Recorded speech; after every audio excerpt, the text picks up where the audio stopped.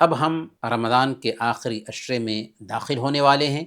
اس عشرے میں خاص طور پر ہمیں عبادت کی لذت حاصل کرنے کی سب سے زیادہ ضرورت ہے، تاکہ یکسوئی حاصل کر سکیں اور اس رات کو پا سکیں جس کی عبادت 1000 مہینوں سے بہتر ہے، 83 سال 4 مہینوں کی عبادت سے بہتر۔ اس لیے ہمیں چاہیے کہ اس رات کو پانے کے لیے، آخری عشرے میں عبادت کی لذت حاصل کرنے کے لیے کچھ کام کو ذہن میں بیٹھائیں۔ سب سے پہلے نمبر پر نیت کو خالص کریں۔ جب نیت خالص ہوتی ہے تو عبادت میں خود بخود لذت پیدا ہوتی ہے۔ گناہوں سے توبہ کریں۔ دل گناہوں سے اگر بوجھل ہو تو عبادت میں مزہ نہیں آتا، اس لیے سچی توبہ کریں اور اللہ سے اپنے گناہوں کی معافی مانگیں۔ جو کوتاہی ہوئی اس کو نظر انداز کریں۔ صبح کا بھولا ہوا شام میں گھر لوٹ کر آ جاتا تو اسے بھولا ہوا نہیں کہتے، ابھی بھی وقت ہے، توبہ کریں۔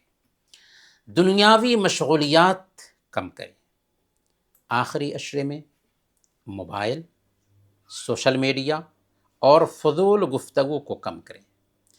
جتنا دل دنیا سے خالی ہوگا اتنا ہی عبادت میں خشوع آئے گا، اتنی ہی عبادت کی ہمیں لذت ملے گی۔ قرآن کے ساتھ تعلق مضبوط کریں۔ روزانہ قرآن کی تلاوت زیادہ سے زیادہ کریں اور اس کے معنی پر بھی غور کریں۔ قرآن دل کو زندہ کرتا ہے، عبادت کا ذوق پیدا کرتا ہے۔ زیادہ سے زیادہ قرآن کی تلاوت کریں اور پھر اللہ تعالیٰ سے دعا بھی کریں۔ خاص طور پر رمضان کے آخری عشرے کی راتوں میں حضرت عائشہ صدیقہ رضی اللہ تعالی عنہا کو اللہ کے نبی صلی اللہ علیہ وسلم نے ایک دعا سکھائی تھی۔ وہ دعا کیا ہے؟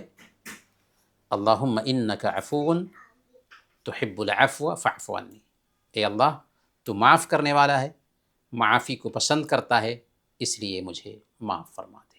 تراویح کے علاوہ بھی شب بیداری کریں، تہجد کی نمازیں پڑھیں، زیادہ سے زیادہ دعا کریں، استغفار کریں، اگر ممکن ہو تو اعتکاف بھی کریں، ورنہ گھر میں ہی کچھ وقت نکال کر کے اللہ کے ساتھ وقت بتائیں۔ اچھی صحبت اختیار کریں، برے لوگوں کے ساتھ نہ رہیں، اچھے لوگوں کے ساتھ رہیں۔ نیک لوگوں کے ساتھ رہیں گے تو عبادت کی لذت ملے گی، سستی کم ہوگی اور چستی پیدا ہوگی، اور سب سے پہلے دل میں اللہ کی عظمت محسوس کریں۔ نماز، قرآن اور دعا سب میں لذت ملے گی۔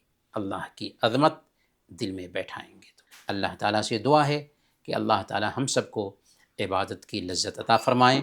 آمین۔ وصلی اللہ علی نبینا محمد وعلی آلہ وصحبہ اجمعین۔